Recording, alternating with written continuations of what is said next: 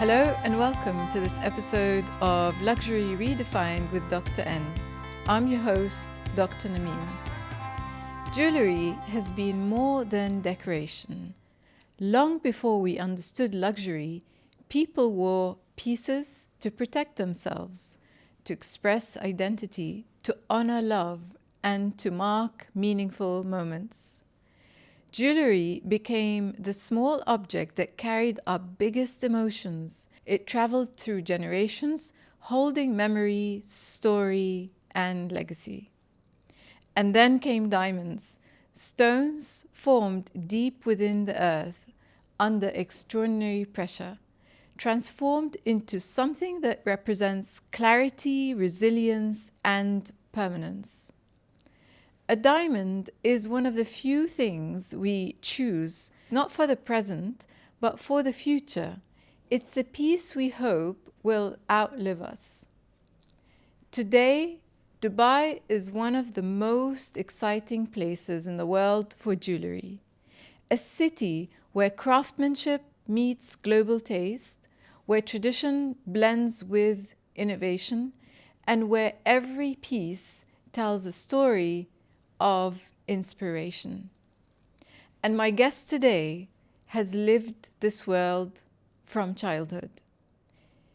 He fell in love with diamonds at the age of 6, inspired by his uncle, who is one of the key figures in the rough diamond trade in Antwerp.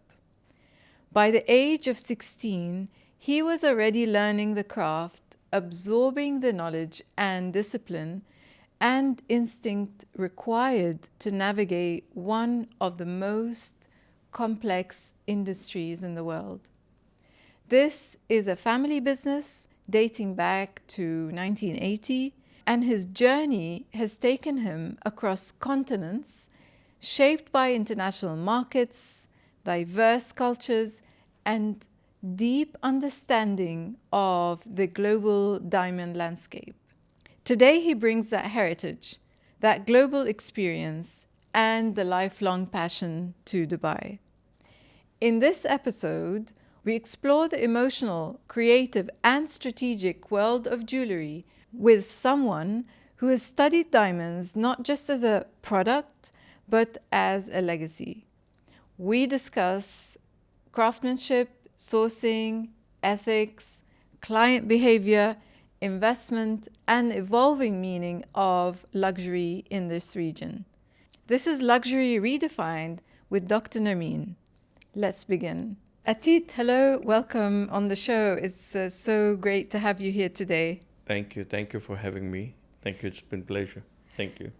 So I'm so excited to start by hearing about your journey. How did you get into this business? What's your story? Yeah, it's a very interesting story, to be honest. So the story started at very young age, let's say the age of 6. So my father and the whole family, they are into this business of diamond. So we are diamond traders, diamond merchants. So every holidays I used to go to my office just to relax or something, or just to understand what is this diamond business is all about. And the most interesting part of this whole journey, it started by my uncle. My uncle is my backbone, where I actually started coming out in this business. So he's based out of Belgium in Antwerp. He's one of the well-known diamond trader. So whenever he used to come for holidays back in India in his summers, so I always used to go to him, and I'll just keep telling him, Uncle, whenever I finish my graduation, I'm going to come to Belgium. I'm going to learn everything under you. And that was the first key motivation, or my entry towards this industry.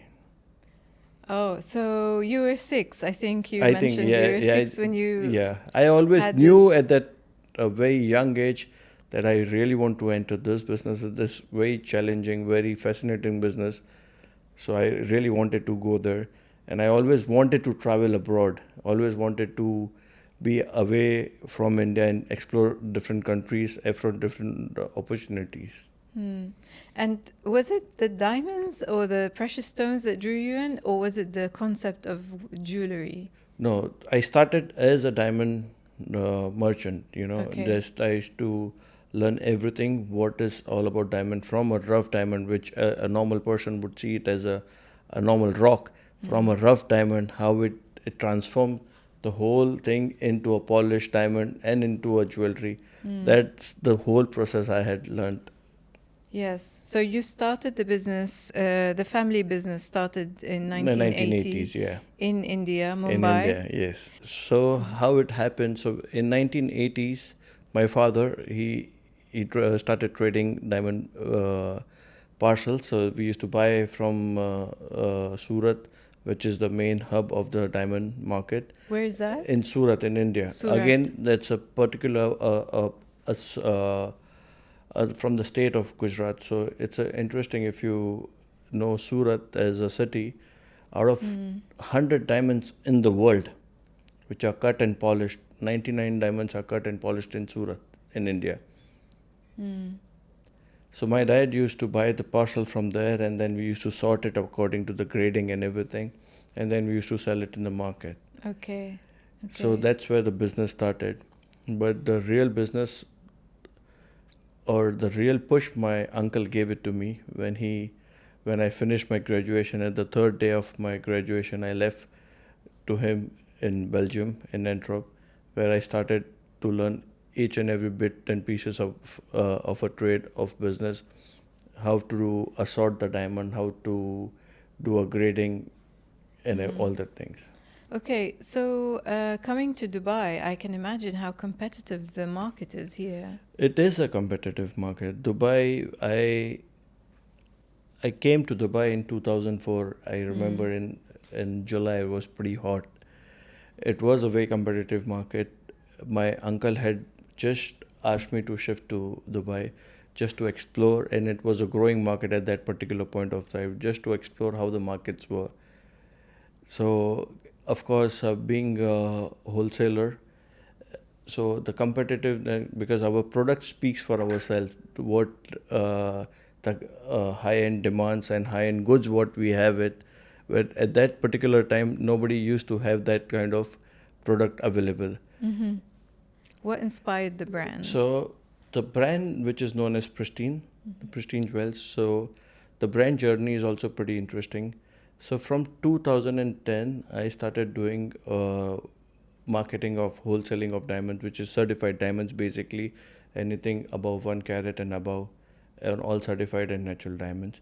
So that brand, I saw the gap in the market.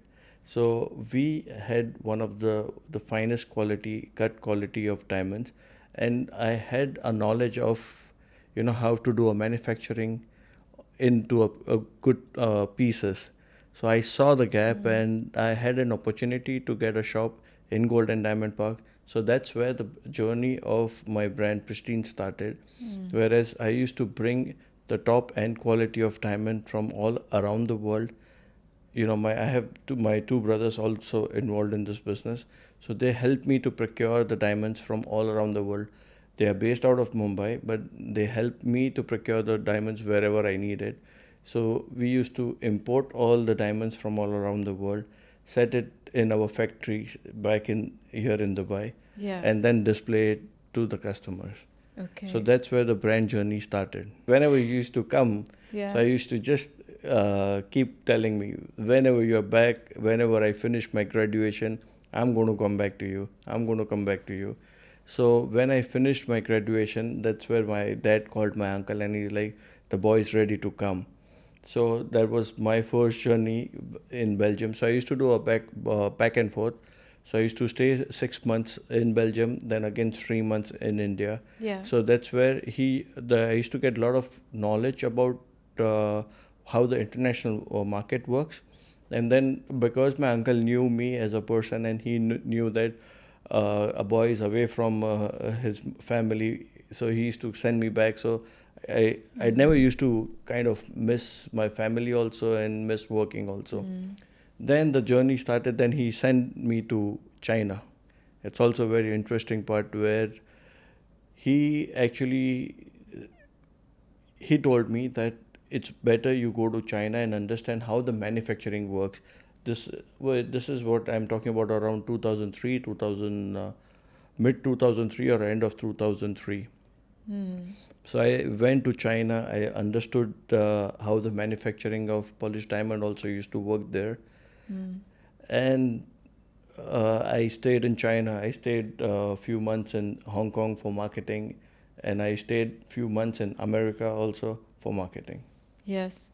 So, Antwerp, back to Mumbai, Back- between Antwerp and Mumbai, Mumbai, and then China. How old were you? I was barely 21.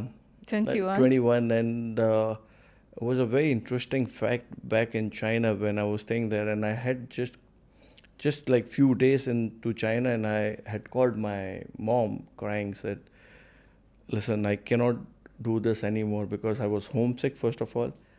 Second thing is, You they don't speak our language, and we never used to get our food because I'm a pure vegetarian. And where I was staying in that apartment, in that building, 6 or 7 floors above me and below me, nobody used to stay.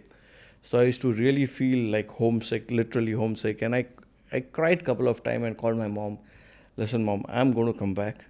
Then my mom said, see, decision is yours. Either you survive or you come out of your comfort zone and learn something. So this is where the growth will come. Or you come back to us and you do what other people are doing. And thanks to my mom, I would like to say that I listened to her. I took that as a challenge, and I survived that whole experience of being in China. And that helped me to even work my way up to all other countries. So every country has a different culture, different lifestyle. Yes. So that really motivated me how to stay in a different culture and in different environments. Amazing. So you decided to take the growth path, Yes. and you stuck to that. Yes, that was That's the amazing. main thing. It must have shaped your experience a lot. It did. as well. It's exactly like how a rough diamond is taking shape into a polished diamond. So at age of 21 diamond, I was just like a rock, like a rough diamond. And my uncle really helped me to shape me what I am today. My mom, my family, my brothers, everybody has shaped me to what I am today, or what our brand is today.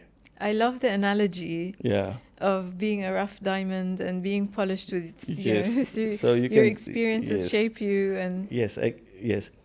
In our industry, it's trust, transparency is very main thing. yes. So my uncle trusted me,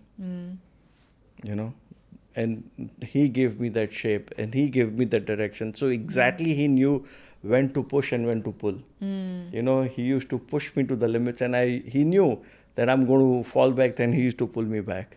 So he knew what was the amount of time which I had to stay in China, that the boy is learning and getting. So the limits used to come. He used to pull me back, and then he used to send me to another country. So that was the whole journey, where he played a very major role.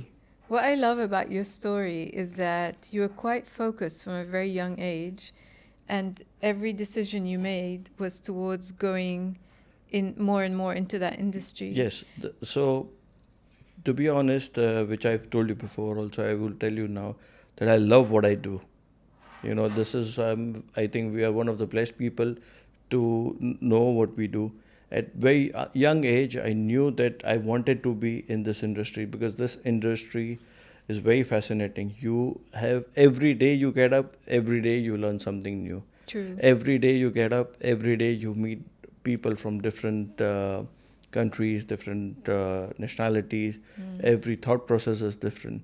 So that's where I always wanted to go away from India, to understand the different nationality, how different culture works, and which helped me. And when I moved my base finally back in Dubai in 2010, so that's where it really helped me, because Dubai as a country, as a city, is one of the biggest example that it has multinational people coming in, different culture, different ethnicity, everything. And because of my experience, where I had traveled so much, which I could use and apply Yes. here in the city, and then I created what I love the most is from the polished diamond, a piece of jewelry, and started a jewelry shop. Yes, yes. So you've experienced various cultures, not just as a traveler, but you literally lived there for elongated periods. Yes. And that must have given you a deep understanding of the buying behavior, the tastes. Yes, of course. So The choices. Yes, like every country, every nationality has a different thought process, how they see as jewelry. We as an Indian, we see jewelry as a piece of pride. We hold our jewelry very close to our heart.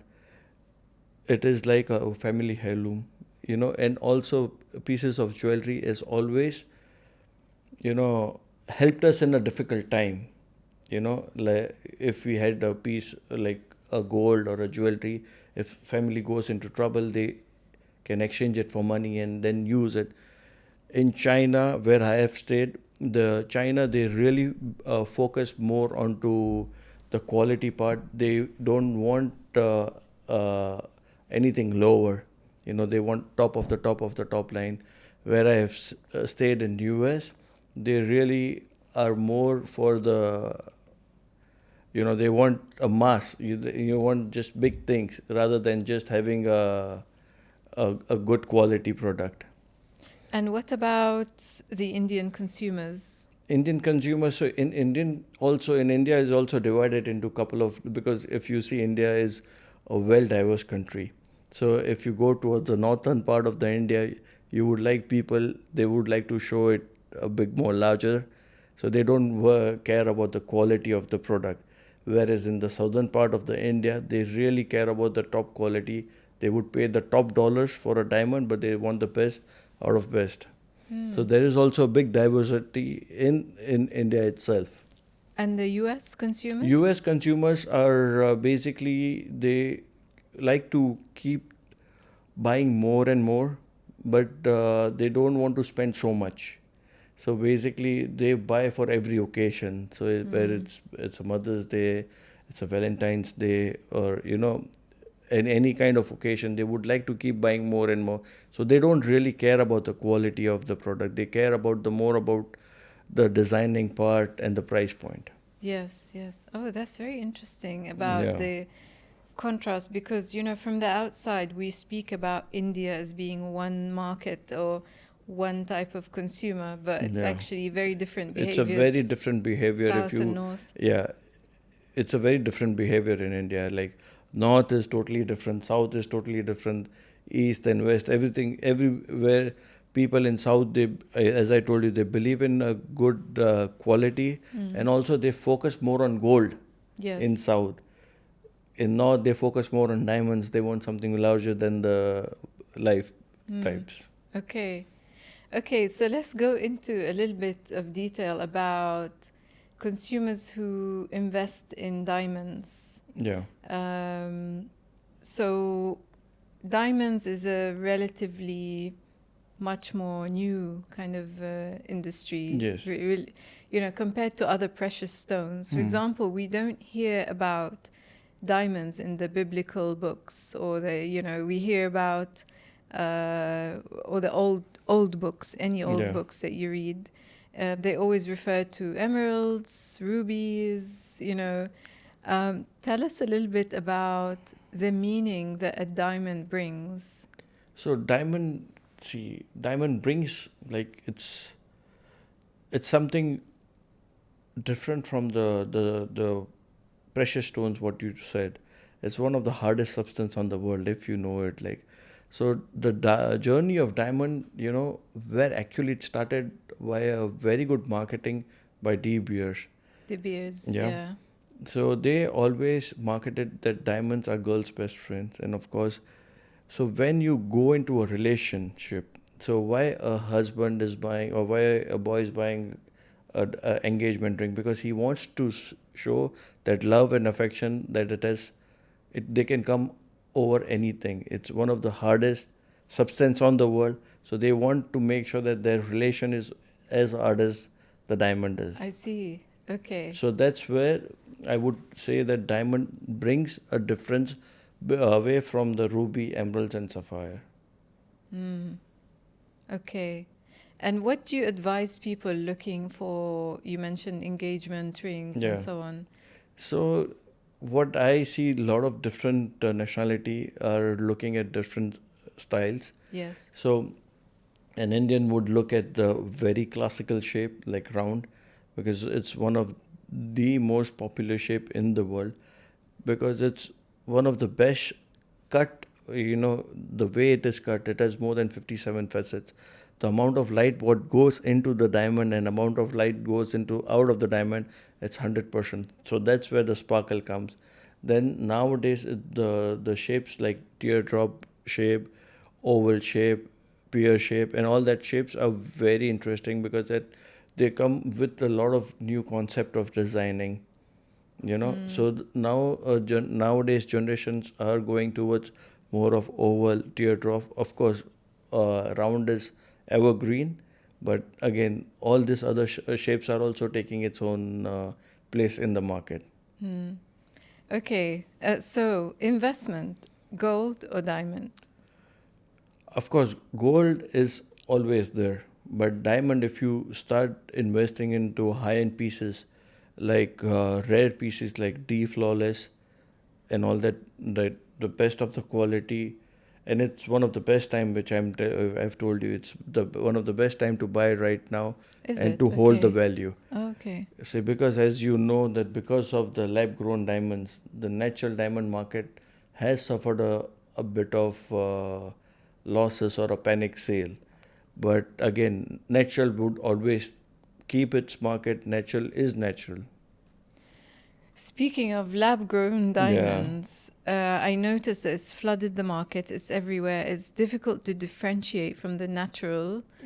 What's your thought on lab-grown diamonds, and why has it entered the market? So lab-grown market is one of the finest technology that the humans have created to create a diamond. So diamond, which takes thousands of years, a rough diamond, the youngest rough diamond in the world would be at least 1,000 or 1,000 plus year old. Okay, so the difference between the lab and natural, it's only the growth process. Apart from the growth process, everything, how they are cut, polished, made, everything is similar. Because it is readily and easily available, the lab grown, so the people are manufacturing in big numbers and big quantity. So that's why the prices of lab is dropping day by day by day.